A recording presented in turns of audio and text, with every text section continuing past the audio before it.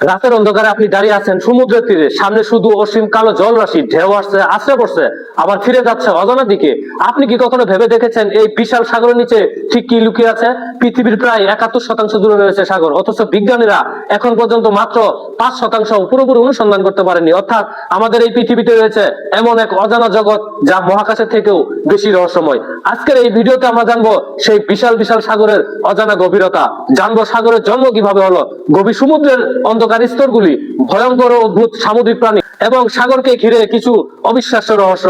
আজ থেকে প্রায় 4.5 বিলিয়ন বছর আগে পৃথিবী ছিল একটি জ্বলন্ত আগুনের গ্রহ। কোথাও পানি ছিল না, সব ছিল গলিত লাভা। তারপর শুরু হয় আগ্নেয়পাত। আগ্নেয়গিরি থেকে বের হতে থাকে প্রচুর বাষ্প ও গ্যাস। হাজার হাজার বছর ধরে পৃথিবীর পাশে মেঘ জমতে থাকে। ধীরে ধীরে পৃথিবী ঠান্ডা হয়ে আসে। তারপর শুরু হয় বৃষ্টি। একদিন নয়, এক বছর নয়, হাজার হাজার বছর ধরে চলছিল বৃষ্টি। সেই বৃষ্টির পানি জমে তৈরি হয় প্রথম সাগর।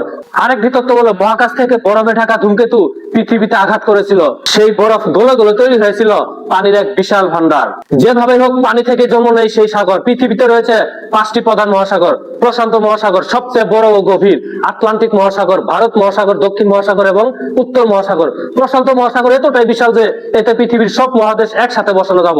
ভাবুন, আমাদের গ্রহের সবচেয়ে বড় অংশই হচ্ছে জল। সাগরের উপরের অংশে সূর্যের আলো ঝিলমিল করে, কিন্তু নিচে নামতে থাকলে শুরু হয় অন্ধকারের রাজত্ব। প্রথম স্তর সানলাইট জোন। এখানে 0 থেকে 200 মিটার পর্যন্ত আলো পৌঁছায়। মাছ, ডলফিন, তিমি এবং ইত্যাদি প্রাণীগুলো এখানে বসবাস করে। দ্বিতীয় স্তর টুইলাইট জোন। এখানে 200 থেকে 1000 মিটার পর্যন্ত আলো ক্ষীণ হয়ে আসে।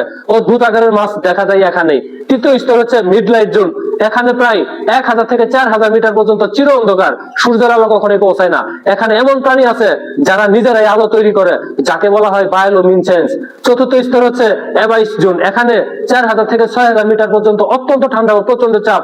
এখানে মানুষ যাওয়া প্রায় অসম্ভব। পঞ্চম স্তর হচ্ছে হেডাল জোন। 6000 মিটারের নিচে এখানে রয়েছে পৃথিবীর গভীরতার স্থান মেরিয়ানা ট্রেঞ্চ।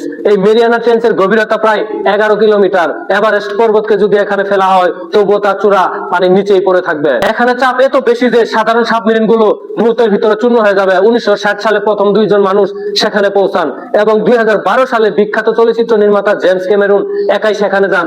অবিশ্বাস্য হলেও সত্য, সেখানে জীবনের অস্তিত্ব পাওয়া গেছে। ক্ষুদ্র প্রাণী, অদ্ভুত ব্যাকটেরিয়া যারা প্রচন্ড চাপেও বেঁচে থাকতে পারে। গভীর সাগর যেন এক নীল গ্রহের জগৎ।